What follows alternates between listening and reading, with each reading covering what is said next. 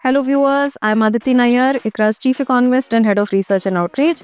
Welcome to our last podcast for 2025.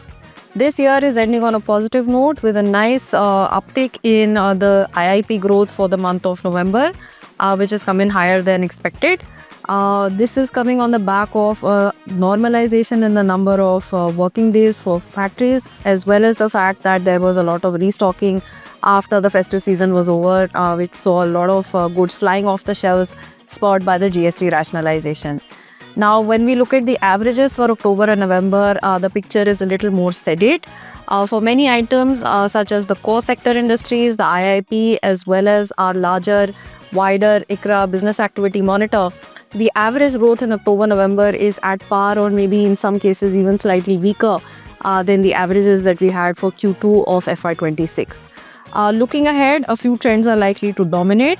One, of course, we need to see how the impact of GST plans out in a more sustainable manner once the initial push of the festive season sales and restocking is behind us.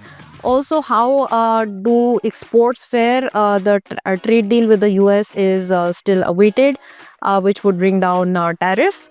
And of course, on the government capex spending side, are the allocations enhanced so that we end up with a continued growth in the second half of the year after the sharp front loading that we saw in the first half of the year.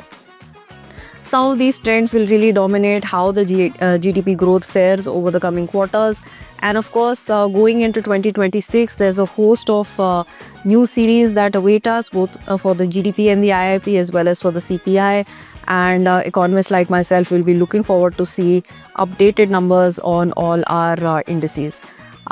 Wishing you and your families a very happy and prosperous 2026. Thank you and see you next month.